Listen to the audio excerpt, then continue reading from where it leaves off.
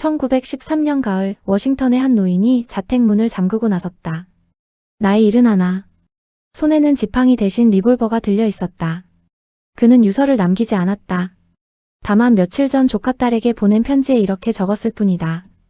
벽을 향해 세워진 사람들 사이에서 총알 구멍이 숭숭 뚫린 채 죽어가는 나를 듣게 된다면 그것이야말로 늙어 죽는 것보다 훨씬 나은 최후라는 걸 알아주시오. 그는 침대에서 죽고 싶지 않았다. 그래서 국경을 넘기로 했다. 앰브로스 비어스. 미국인들은 그를 두 개의 이름으로 기억했다. 하나는 남북전쟁의 생존자. 19살에 북군 소총수로 입대해 실로 콘톨루가와 채터누가의 시체 더미 사이를 기어다녔고 23살에는 셔먼의 애틀랜타 진격로에서 관자놀이에 총알을 맞고도 살아남은 사내였다. 군의관은 그가 며칠을 넘기지 못할 거라 했지만 그는 이후로도 반세기를 더 살았다.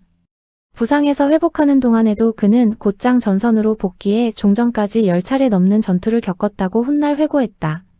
그는 그 전장을 소재로 여러 단편을 썼는데 그 가운데 하나인 아울강 다리에서 생긴 일은 처형대에 선 남자가 죽기 직전 몇 초 사이 펼쳐지는 탈주의 환상을 그려 지금도 미국 단편문학의 고전으로 꼽힌다. 죽음 앞에 몇 초를 영원처럼 늘어뜨리는 이 재주는 훗날 그 자신의 실종을 설명하는 자리에서도 사람들의 입에 오르내리게 된다. 다른 하나의 이름은 냉소가였다. 전쟁이 끝난 뒤 그는 신문사에 들어가 워싱턴과 세크라멘토를 오가며 정치인의 위선과 신흥, 재벌의 탐욕을 발라내는 칼럼을 썼다.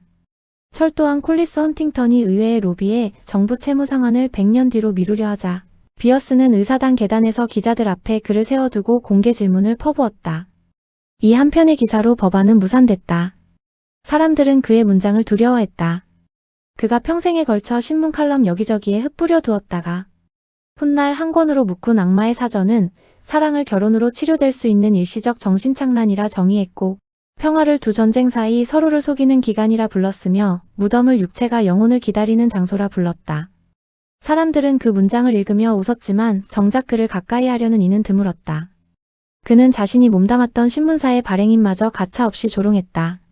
한 재벌 언론사주가 스페인과의 전쟁을 부추기는 선동기사를 실으라 압박하자 비어스는 사설에서 그 인물의 야심을 대놓고 비꼬는 시를 발표했다.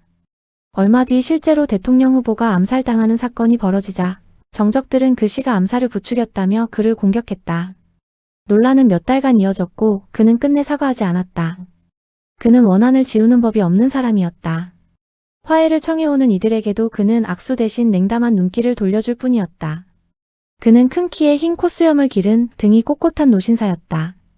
눈은 옅은 청회색이었고 상대를 바라볼 때면 마치 총구를 겨누듯 시선을 고정했다고 동료 기자들은 회고했다. 젊은 문인들은 그를 두려워하면서도 동경했다.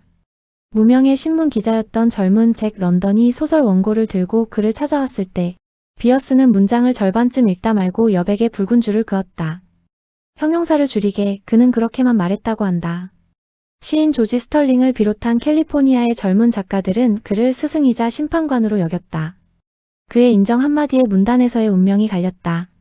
그래서 사람들은 그를 등 뒤에서 비터 비어스, 독설가 비어스라 불렀다. 앞에서 그렇게 부르는 사람은 없었다. 그가 방에 들어서면 대화가 잦아들었고 그가 자리를 뜨면 그제야 사람들은 참았던 숨을 내쉬었다고 한다. 사생활은 문장만큼 날카롭지 못했다. 아내와는 부정을 의심해 오래전 별거에 들어갔고 이혼 서류에 서명하기도 전에 그녀는 세상을 떠났다. 두 아들 가운데 큰아들은 술집에서 벌어진 애정 문제로 결투를 벌이다 총에 맞아 16의 나이로 죽었다. 작은 아들은 폐렴과 알코올 속에서 26에 숨을 거두었다. 딸 헬렌만이 노년에 그의 곁에 남았다. 세기가 바뀔 무렵 신문사도 은퇴하고 워싱턴의 아파트에 홀로 남은 그에게 남은 것은 날카로운 문장과 그 문장만큼이나 깊은 고독뿐이었다. 1913년 그는 마지막 계획을 세웠다. 먼저 자신이 반세기 전 직접 걸었던 남북전쟁의 옛 격전지들을 하나씩 다시 밟았다. 실로 콘톨루가, 채터누가, 킥사우산.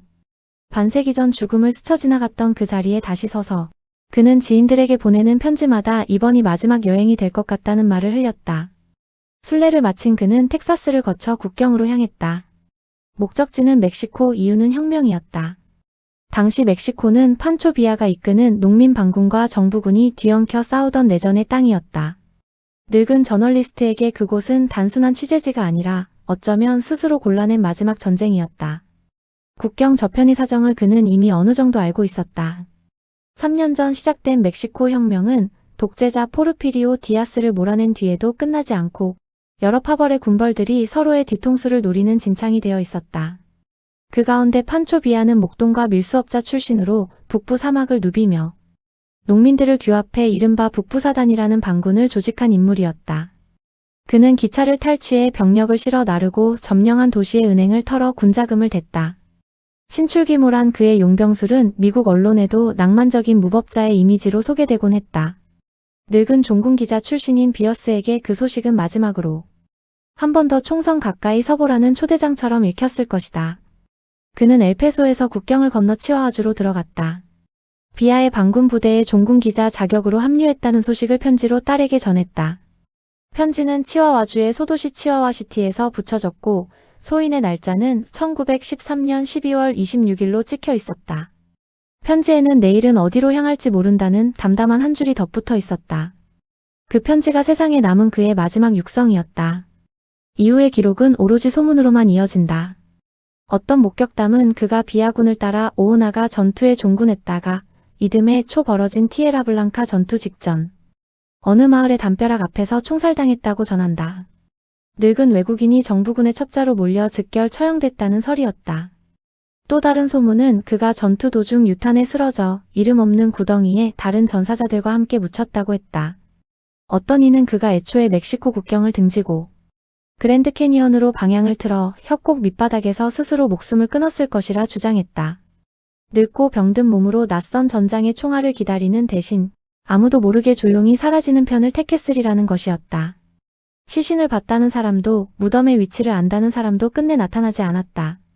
훗날 어느 연구자는 비아군의 한 노장이 임종 직전 남겼다는 증언을 채록했다. 그의 말에 따르면 늙은 미국인 한 명이 실제로 부대에 며칠간 머물렀고 어느 날 밤 지휘부와 언쟁을 벌인 뒤 홀로 마을을 떠났다고 했다. 그 뒤로는 아무도 그를 보지 못했다는 것이다. 그러나 이 증언조차 세월이 흐른 뒤 기억에 의존한 진술이라 다른 목격담들과 마찬가지로 사실과 각색을 가려낼 도리가 없었다. 언쟁의 내용이 무엇이었는지, 그가 화가 나서 떠난 것인지, 혹은 애초부터 다음 목적지를 정해두고 있었는지도 알 수 없다. 다만 이 이야기가 사실이라면 그는 총알이 아니라 자신의 발로 어둠 속을 걸어 들어간 마지막 사람이 된다. 미국 정부와 유족은 오랫동안 수소문을 이어갔다. 국무부는 멕시코 혁명군 지휘부에 문의했고 국경을 넘나들던 상인과 선교사들에게도 소식을 물었다. 그러나 어느 쪽에서도 확답은 돌아오지 않았다. 치와와의 관공서 기록에도 비아군의 병적 명부에도 그의 이름 석 자는 남아있지 않았다. 훗날 딸은 사설탐정을 고용해 국경 너머를 뒤졌지만 손에 쥔 것은 서로 모순되는 목격담뿐이었다. 71살의 미국인 문장가가 혁명의 소음 속에서 흔적도 없이 지워진 것이다. 세월이 흐르며 그의 실종은 그 자체로 문학과 영화의 소재가 되었다.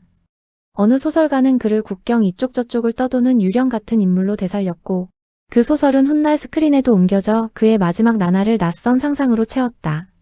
어느 극작가는 그의 마지막 순간을 처형대 위에 몇 초로 늘려 무대에 올렸다. 마치 그가 반세기 전 써낸 그 단편처럼 그의 실제 죽음마저 하나의 짧은 순간에 무한히 늘어난 허구로 재구성된 셈이었다. 그러나 그 모든 이야기는 결국 하나의 공백 위에 세워져 있었다. 아무도 그의 죽음을 직접 보지 못했다는 공백. 흥미로운 것은 그가 사라지기 얼마 전 남긴 문장들이다. 그는 늙어가는 스스로를 향해 침대 위에서 병으로 죽는 것은 문명인의 방식이지만 총알 앞에서 죽는 것은 군인의 방식이라고 썼다. 평생 그는 후자를 동경했다. 어쩌면 그는 실제로 그 소망을 이루었을 것이다. 어느 이름 없는 담벼락 앞, 어느 이름 없는 소총 앞에서. 혹은 정반대로 아무도 모르게 협곡 바닥에 몸을 누이고 조용히 문명인의 방식을 택했을 수도 있다.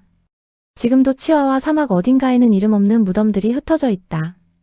혁명의 전사자들, 신원 미상의 유해들. 해마다 사막을 뒤지는 아마추어 연구자들이 나타나 오래된 탄피와 유골 조각을 사진에 담아 돌아가지만 그것이 한 미국인 문장가의 것이라는 확증은 단 한 번도 나온 적이 없다. 어느 역사학자는 농담 반 진담 반으로 그가 애초에 아무데도 가지 않고 국경 어딘가의 이름 없는 마을에서 가명으로 여생을 보냈을 가능성마저 제기했다. 물론 그 역시 증거는 없다. 다만 확실한 것은 그 가운데 하나가 한때 미국에서 가장 신랄한 문장을 휘두르던 남자였을지도 모른다는 사실을 사막의 모래는 지금까지도 아무 말 하지 않는다는 것뿐이다. 편지 한 통을 마지막으로 그는 자신이 평생 다듬어온 문장 밖으로 걸어 나갔다. 그리고 다시는 그 어떤 문장으로도 그 어떤 목격담으로도 돌아오지 않았다.